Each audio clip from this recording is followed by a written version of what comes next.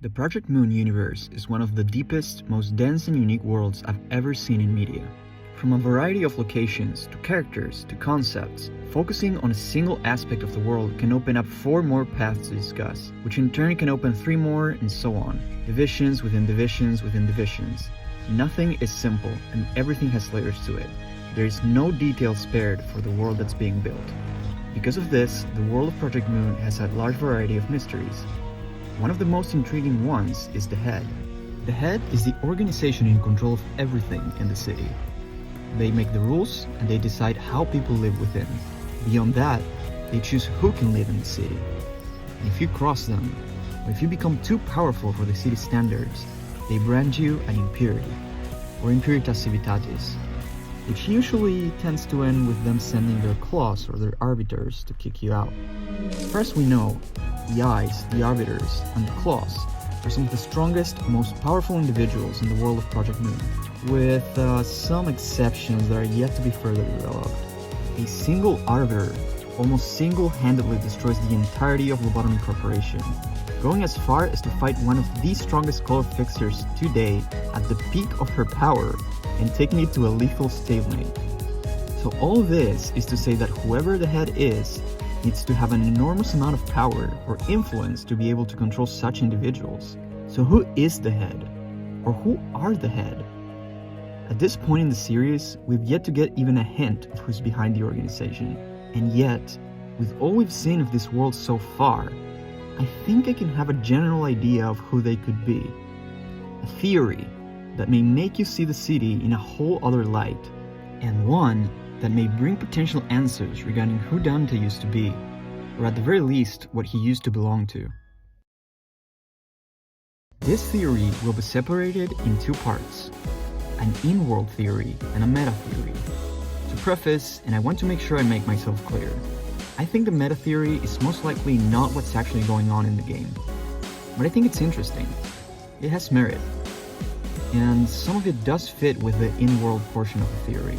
All of this could just be me looking into things too much, though this is Project Moon we're talking about.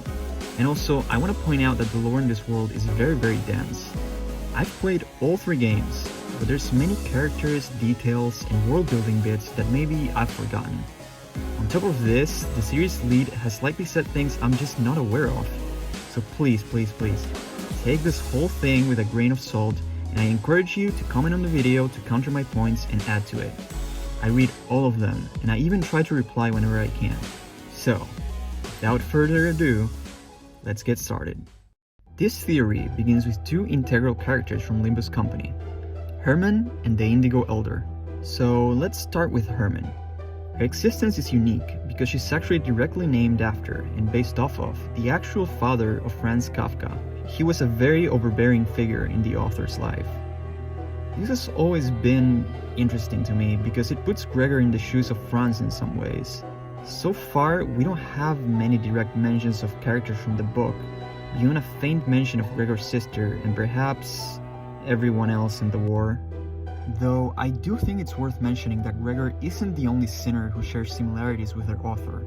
Rodion likes gambling, for example, just like Dostoevsky. But going back to Herman, to me, what matters here is that her presence confirms the existence of actual real people adjacent to the authors that happen to be part of this world, which in theory could also be taken as proof that the real authors could exist as well. Now let's go with the Indigo Elder. As many know, he's based off of the book called The Old Man and the Sea. But most importantly, he physically looks like Ernest Hemingway, the author. It's interesting to me that we never actually learn his name, and I think this is also on purpose. Maybe that is his name. Maybe he's actually called Ernest Hemingway and he's the actual author. Now, whether he was part of the Head at some point or not is up for interpretation, because, to be honest, I don't really have much proof about it, and we don't know much about him at all.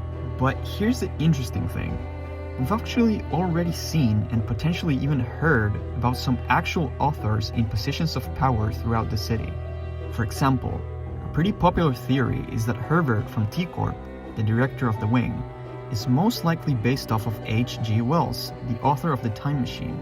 And interestingly, within that exact same intervalo, Don Quixote mentions Christie as a high-ranking member of the Seven Association, which is the one association where people are pretty much detectives.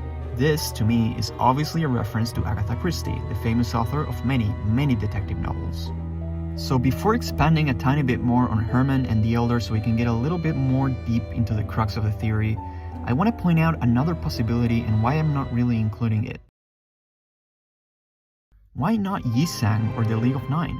Yi-Sang to me doesn't really count because Yi-Sang wasn't the actual name of the author, it was the artistic name he used to use.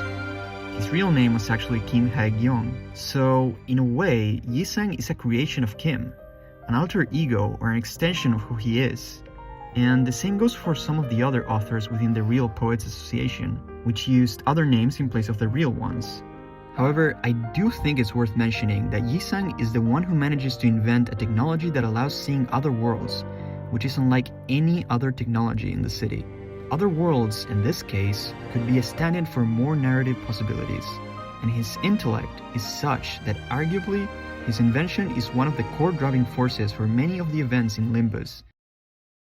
Okay, it's time. Let's go back to Herman and the Elder.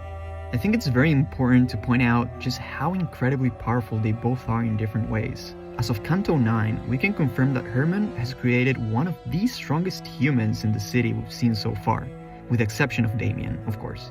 We are talking about a Gregor that was halfway through the metamorphosis, actively nerfing himself, who was able to immediately kill Valencina and hold his own against two powered-up sinners and Virgilius with his ego turned on.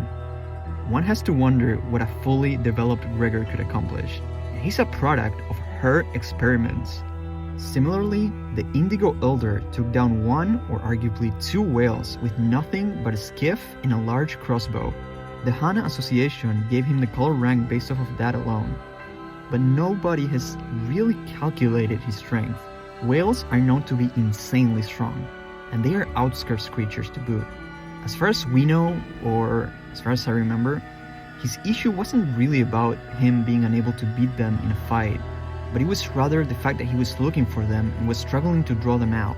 We haven't really heard about him losing or struggling to kill a whale really, or exactly why he wants to kill them to begin with. So for now, his motivations are pretty much unknown. Alright, so nailing things down. This means that based on the 4 examples I've brought up, we have one potential author with incredible strength, an author who is the head of a wing, an author who is potentially the director, or at the very least in a very high-ranking position within the 7 Association, and another author-adjacent individual who was able to create an insanely powerful being. This would then mean that authors have incredible power no matter what, be it physical, their influence, or high levels of intellect. So I've been jumping all over the place, but let's go back to the point of this video. We have yet to see a single member of the head, and I think the head is very possibly composed of authors. Let's focus on the meta interpretation first. Just bear with me. Look at the city. It's filled with individuals who are literally based off of characters from literature, myth, legend, and all that stuff. I don't think the head necessarily created everyone, like literally, and that they're all actually fake. But who knows really? Let's just entertain the idea just because we can. The idea that they at least created the conditions for these characters to live. Maybe, just maybe, the city is really all there is in this universe. Nothing but a collaborative effort between a variety of authors. That's it, that's what the city is. That's why no one knows what's beyond. Even if apparently the creator of the game has said that he wants to explore what's out there in the future. But maybe there's just nothing substantial. The city is the only true big center of civilization that exists, controlled by one single entity, the head. And what's inside the head? Well, the brain. And what does the brain do? It thinks and it creates. That's where creativity comes, where someone thinks of something and then makes it a reality. This could maybe explain why there's ruins, because it's past ideas left behind. Why the outskirts are filled with rejects and non-human creatures. They are things that the authors want out of their narrative, which is the city. And when a powerful person, which in this case would be a character, tries to do something they don't want in their narrative, by breaking the rules or by doing something that gets their attention, they send their claws or arbiters to immediately put a stop to it or kick them out. I think the fact that they influence and make the rules is also an important aspect of it. They make the rules, which are the taboos, so they can keep things interesting narratively, and so things aren't really that cheap in terms of storylines. They prioritize humanity above all. They hate things that lack significance, meaning, or depth in the lives of the city's inhabitants, which in this case would be their characters and their arcs. Guns can solve conflicts quick, so bullets are expensive. You can't shoot through walls because, as Roland puts it, that kill would be trivial and insignificant. People need to die in a personal, direct clash, or as a result of breaking the rules established by the head. This is also probably why each district has their own set of rules and taboos, because in this idea, each author controls a district in some form, or at the very least, or partially or directly behind the creation of it. Just look at it like a creative playground of sorts. Each district must have its own rules so that the narrative can work coherently, so the setting is perfect and without flaw. And then there's just some base taboos that everyone agrees on.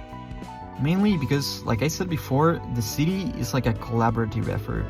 I mean, think about it. If the head is composed of authors who love creativity and love humanity expressing themselves, then that explains why they hate AI. They despise anything that isn't human, and they don't allow it into the city, which again would be their narrative.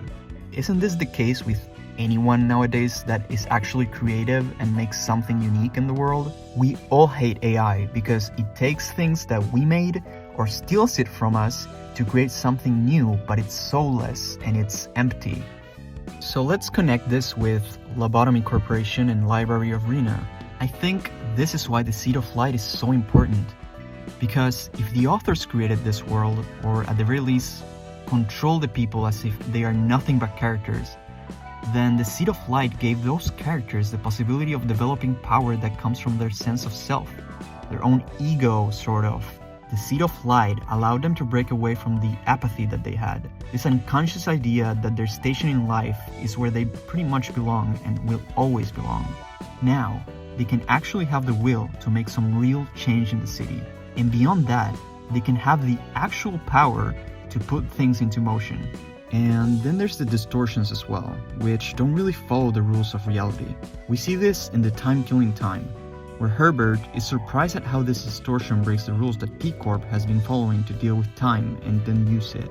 So, if we follow this line of thinking, if Angela rebelled against her creator and the events of Rena took place, what would happen if the city itself rebels against their own creators, the head?